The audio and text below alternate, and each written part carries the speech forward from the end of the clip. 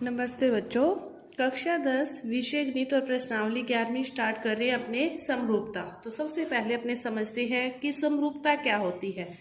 आपके जैसे दो टॉपिक पढ़े होंगे, एक सर्वांग समता, एक समरूपता। तो इसमें से आपके है समरूपता। जो सर्वांग समता है उसमें तो क्या है कि आपके पास ये एक आकृति है त्रिभुज की, दूसरी आकृति भी जो त्रिभुज की है वो सेम ऐसी ही इतनी ही होती है कि यदि इनको एक दूसरे के ऊपर रख दें तो अपने को नीचे वाली जो आकृति है वो दिखाई नहीं देती, नीचे वाली आकृति दिखाई नहीं देती। तो ये क्या होती है? सर्वांग समता। और अपने पढ़ रहे हैं किसके बारे में? समरूपता के बारे में। समरूपता क्या होती है? किन्हीं भी दो आकृतियों की अपने तुलना करते हैं तो उनकी जो संगत भुजाएं और संगत कोणों का जो अनुपात है वो क्या हो? समान हो। संगत भुजाएं और संगत कोणों का जो अनुपात है वो समान हो तो वो क्या होती है? समरूपता होती है। कि ये दो है तो ये भी कितना? 3, ये दो तो 3, ये आपके पास 4 है तो ये 8, 2:3, ये 4 है तो ये 6 होगा, फिर अनुपात आएगा ना, इसका अनुपात 2:3, इनका अनुपात 2:3, ये 4 6 है तो 4/6 को 2 के पहाड़े से काटेंगे तो इनका अनुपात भी कितना हो गया? 2:3 हो गया। तो ये क्या है? आपकी समरूपता की जो शर्त है ये है कि उनकी संगत भुजाओं का अनुपात और संगत कोणों का अनुपात क्या हो? समान रहे। तो ये आपकी होती है समरूपता। समरूपता के जो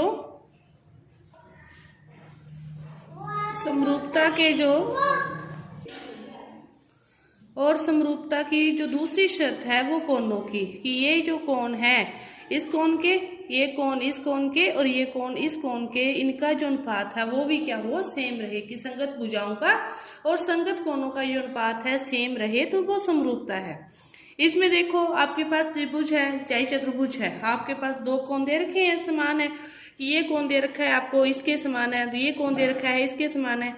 तो इसके दोनों कोण देने के बाद जो तीसरा कोण बचा वो तो फिर अपने आप ही समान हो जाएगा। कैसे हो जाएगा? क्योंकि इनके दोनों कोणों का योग करके 180 में से घटाएंगे तो ये वाला आएगा, इसी तरह इनका योग करके 180 में से घटाएंगे तो ये वाला आएगा।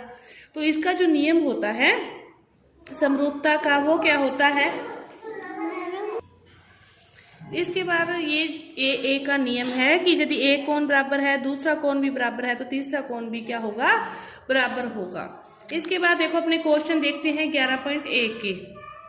इसके क्वेश्चनों में देखो आपको क्या दे रखा है। पहला क्वेश्चन, किसी स्थानों की पूर्ति करनी है। आपको दे रखा है कि जो सभी वृत्त होते हैं, सभी वृत्त डैश होते हैं। आपके पास आपको कोई भी वृत्त दे रखा है कितने भी सेंटीमीटर का, जैसे आपके पास एक वृत्त है, इसमें आपके कोई भी नहीं फर्क होता, कोनों का तो कोई होता ही नहीं। ये वृत्त है, ये वृत्त है, बाकी दूसरा उससे बड़ा होगा, वो उससे बड़ा होगा, तो इसकी भुजाओं का तो कोई रोल ही नहीं है इसमें। तो त्रिज्या का है तो इसका जो समान ही रहेगा, त्रिज्या इसकी 2 है तो इसकी 3 है, कोण सभी के वही रहेंगे, चारों तरफ वाले कुछ और नहीं।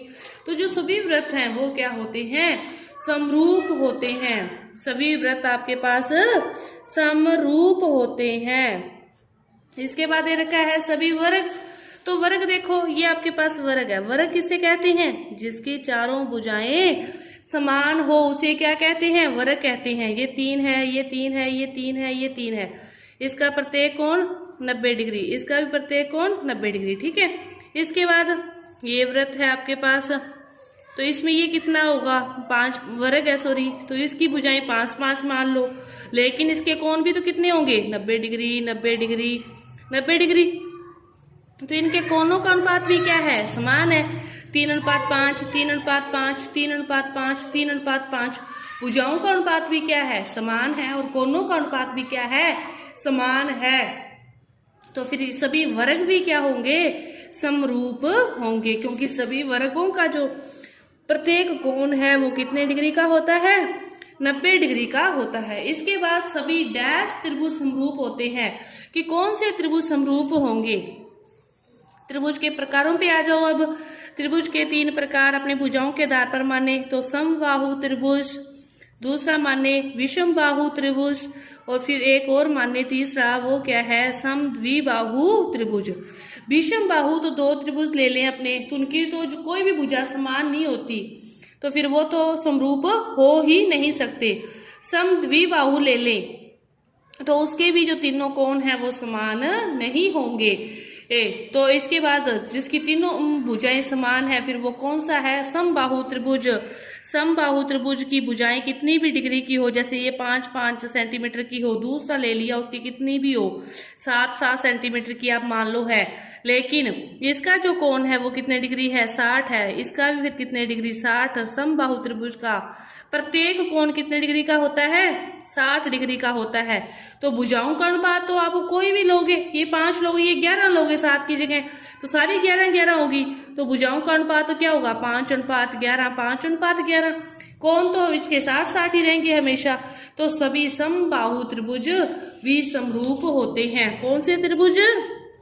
समबाहु त्रिभुज समरूप होते हैं। इसके बाद देखो चौथा क्वेश्चन कि भुजाओं की समान संख्या वाले दो बहुभुज समरूप होते हैं यदि समान संख्या वाले, मतलब इसकी भी कितनी है इसकी भी कितनी है, समान संख्या वाले समरूप होते हैं यदि